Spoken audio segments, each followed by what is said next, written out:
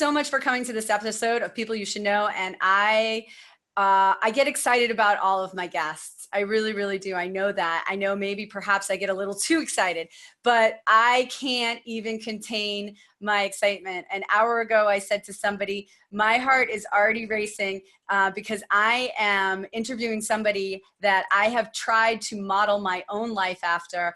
And that special guest today is the none other than Philanthro-capitalist, the house artist, ultra marathoner, Frank McKinney. Thank you so much for joining me today. You know, this is a good way to start today.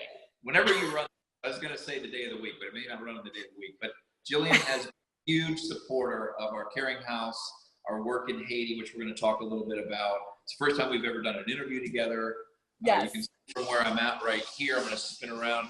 I'm just putting the finishing touches on my final oceanfront masterpiece at 3492 South Ocean. Normally, I would have come to you from my treehouse, but today I'm coming to you from the office at this $17.5 million oceanfront work of art. It is. Your properties are such a work of art. I mean, I remember the very first time I saw you, and you guys had this chandelier. I never seen anything like it. A chandelier that like dripped into the floor, and you could see that it was just. Wow. It was breathtaking. And let's talk about that. Your last masterpiece. Why? Why is this your last? I know. I look so young. Why would I want to retire? Listen, I've been doing this 30 years, Jillian. I mean, really, this is I know. It's crazy. That I've done since well, I got into real estate 30 years ago, but I've been building on the ocean since 1992. So 44 big projects. The average selling price is $14.5 million. I am a real estate artist. I create this beautiful three-dimensional art that you can live in on that sun-drenched canvas known as the Atlantic Ocean over there. And you know what? When most people retire, they are burnt out. Their passion flame has long since extinguished. And I realize that I love what I do now more than I ever have. I truly have more passion, more skill, more awareness, more discernment now than ever before.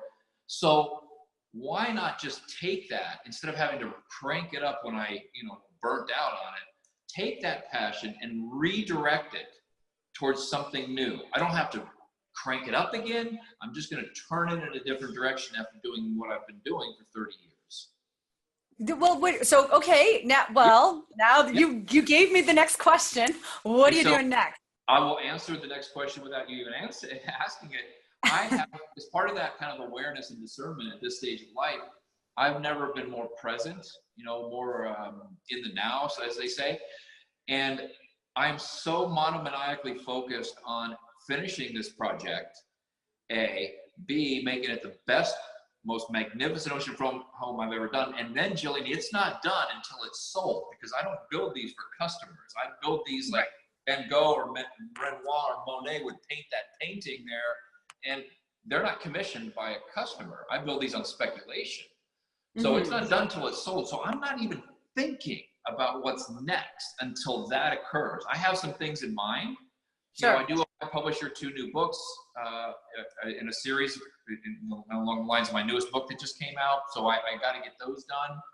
But I mean, I could run again to try to be ambassador to Haiti. I could go lobby Francis to see if he'll allow me to be, marry men to be priests. That's a longer process, right? That goes through Vatican III. That'll take a long time. The last time they changed Vatican II was in the 60s. I want to paint. I definitely think I want to now paint 2-dimensional art instead of creating 3-dimensional art. So I got a lot of things I want to do. Well, I'm gonna, there's so much I want to talk to you about on just what you said. I have this whole list, I have this whole pile of questions and thoughts about you, and you just brought it into a whole new dimension. As a lifelong Catholic, I send my kids to private Catholic school, and we just went to the Vatican not even 2 weeks ago, and also the Duomo Cathedral in Milan, which was amazing. With that being said, that is fascinating to me that you want to work towards allowing priests to marry. I think, especially after all the scandal that the Catholic Church has gone through, we need fresh blood. One of my favorite priests is actually a married man with 2 children. He became a priest after the fact. and the Vatican allowed him to become a priest. It's really hard to do, and I don't want to make this, a whole big, sure. thing, but I do want to say that for the first 1,100 years of the Catholic Church, all priests were allowed to be married, and that changed in the 11th century. And like you, one of the priests that I do know who became a priest after his wife died, had kids, worked for a Fortune 500 company. I mean, that's a guy I could relate to. That's a guy I could go to, and really, because he was in the business world, he had a kid, he had kids, he had a family. I think that's really important. I do too. I do think Pope Francis, I mean, if something like that, even deacons, allow deacons to become priests, that's a start. Right. But that's a lot more than 17 minutes that we have right No, here. it is. And and not my entire audience is Catholic, but my audience very much is filled with business people who want to do philanthropy, who want to involve themselves in a higher purpose. And one of those things that got me to get to that point was your book. Your book, I'm going to hold it up here, The Tap. This is an older book. You've written 6 books. And the most recent one, The Other Thief. I want to encourage everybody to go to theotherthief.com and buy that book, because that book directly affects people in Haiti. Tell us about that. Yeah, so all my books, actually, all 6 of the books that I wrote, Jillian, all the proceeds go to fund our self-sufficient villages in Haiti. So for example, very simple mathematical example, My Other Thief book is $20 on Amazon. That $20 book provides 200 meals to a orphan, a child in Haiti, who was eating mud patties flavored with bouillon and lemon juice. So translated to, kids are eating dirt. Buying one of my books, any one of my books for that matter, but my newest book, $20 provides 200 meals, 2-part protein, 1-part carbohydrate.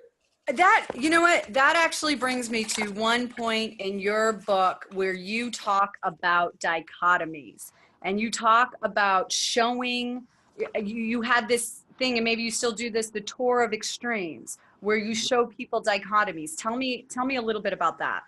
Well, we don't do the tour of extremes before, but basically what we had done in the past is we would take people to show them something like this, this beautiful oceanfront $17.5 million house. And then we'd hop on a plane and we'd go to the poorest country in the Western Hemisphere, where we've been building self-sufficient villages for the last 16 years. Jillian, we've built 26 villages in 22 Haitian cities in those last 16 years, providing that self-sustaining existence to 12,000 children. Oh, you're partying over there. That's very rock star. We're doing sound checks here today. Hey, Augie, tell them I'm in the middle of an interview. They got to cut the music off. All right. Sorry, guys. That is so awesome. I love it. We're doing sound checks in the house here. That is so great. Rolling Stones on a Friday. Oh, it's so great.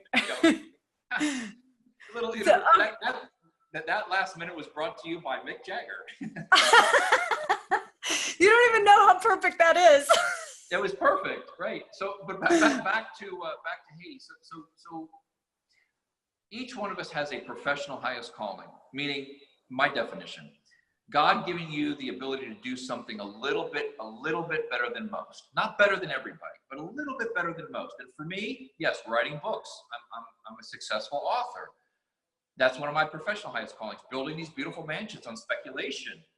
Another professional highest calling, but what's your spiritual highest calling? And I like to tie those two things together. So when I write a book, I know that when that thing sells and those copies sell, not everybody can afford a $17.5 million house, right? Mm-hmm. We know that. But every one of your listeners, if they're interested, can go to my website, read about the 6 books. The Other Thief is the only book that I know of, by the way, Jillian, that has its own movie trailer for the book. I saw the movie trailer. It's great. So, yeah. But I want to make sure that people can understand that you want to get to that point in your life sooner rather than later, where you can put together your professional highest calling with your spiritual highest calling. And for me, it's building those self-sufficient villages in Haiti.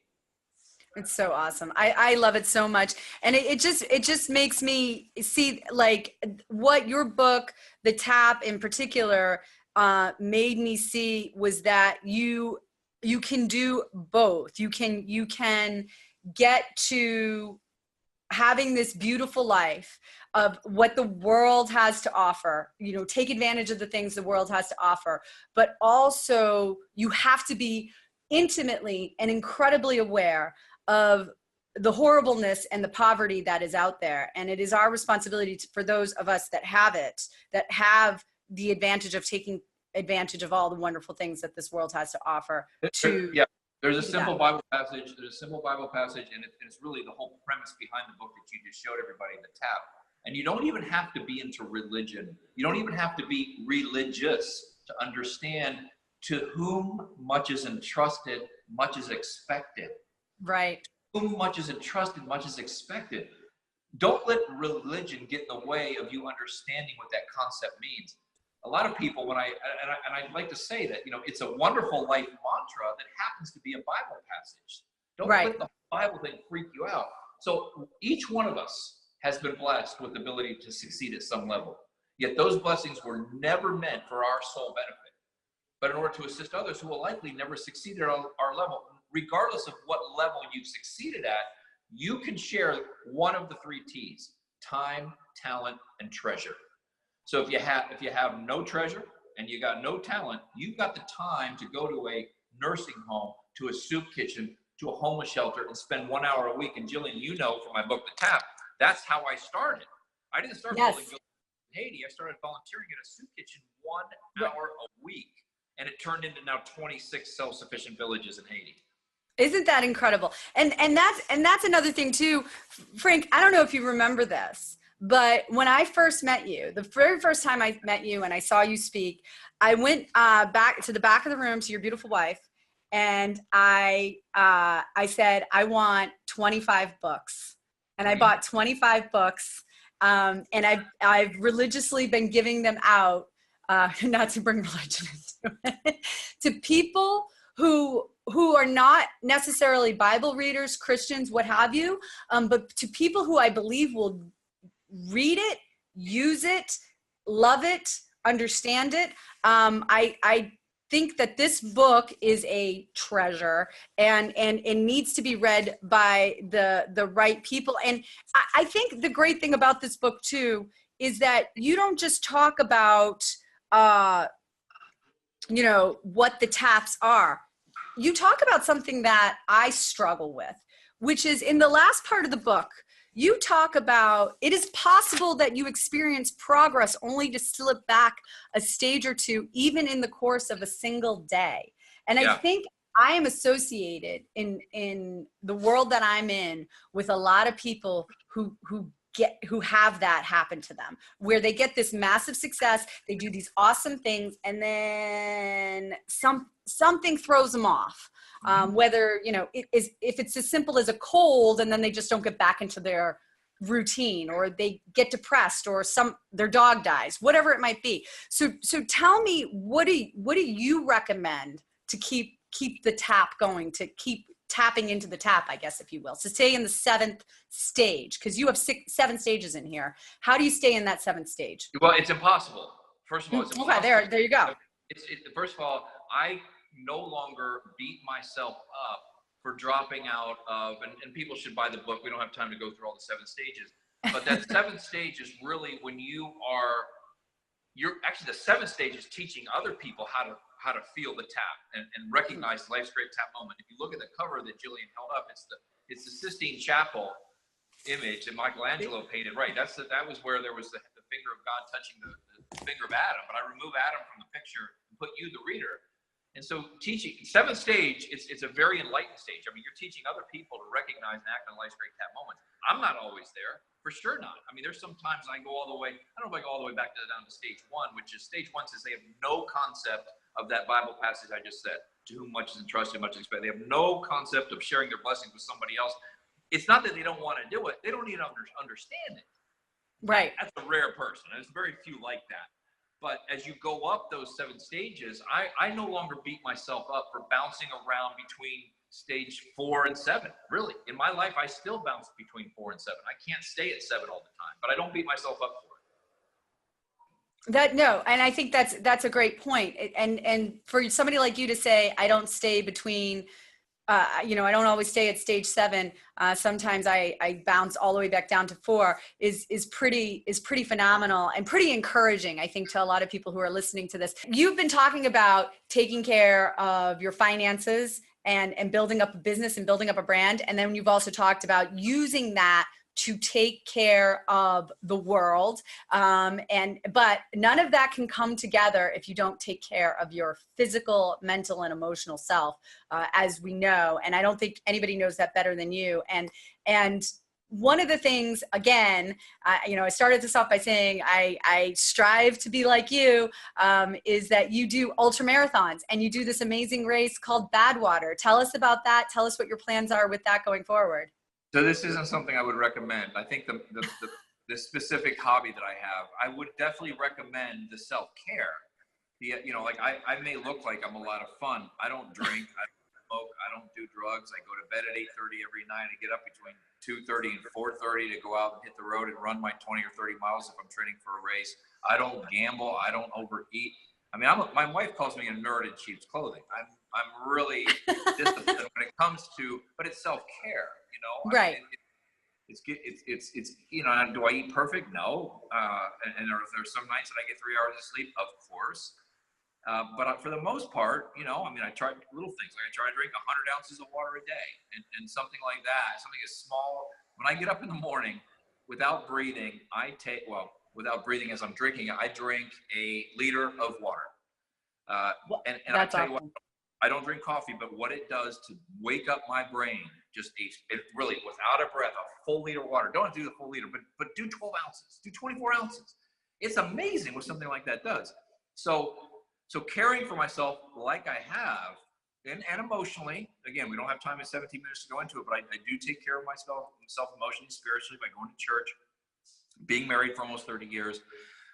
It allows me to run this race called the Badwater Ultramarathon, which according to the National Geographic is the toughest foot race in the world. Not my definition, theirs. The 135-mile race it will start on July 15th. I will be running in it for my 12th time. It's 135 miles nonstop across the Death Valley Desert, where the daytime temperatures average between 125 and 130. The pavement is over 200 degrees. Ugh. There's no sleeping. I mean, you are moving, either crawling or walking or jogging or running for me, in my case, between 40 and 48 hours, because I'm a pretty slow runner. And it is really, it's a microcosm for life, what happens to me, primarily mentally and emotionally, over those two days.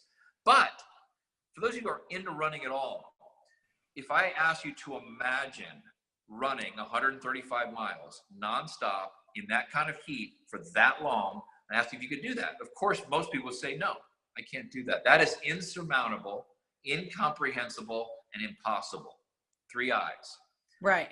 So what happens in your life when something, I call them the 3 I's, lay themselves on your heart? It could be business, it could be relational, it could be financial, it could be spiritual, it could be dietary. You got 2 choices. You can be in awe of the concept of running 135 miles, but you know what? I wasn't the first. This race has been around since 1987. Others have done it, and they're no more superhuman than I am. I mean, they're human. And so I decided back in 2004 that I wanted to train my mind and then my body in that order to be able to endure something like the Badwater Ultramarathon. Jillian, I've run it 11 times. I've made it 7, but I've failed 4. So it's really has taught me how to conquer, if you will, that insurmountable, incomprehensible, and impossible, but not always succeed at it. There's a difference between conquering and not always succeeding. So I might feel fear. I'm going back now this year for the 12th time. I've had a bunch of knee surgeries. I hobble out there. I don't even look like a runner anymore. Do I have fear that I won't finish? Of course. Matter of fact, I'm fearful every day of my life regarding a lot of things. Like, will this house... Oh dear. Is this going to sell? Is this house going to sell? Am I going to finish? But I don't let fear stop me. There's a big difference. Right. So I associate fear with the thought of a big change or challenge, not the big change or challenge itself. It's always the thought that causes the fear. It's not the actual act of taking on that risk.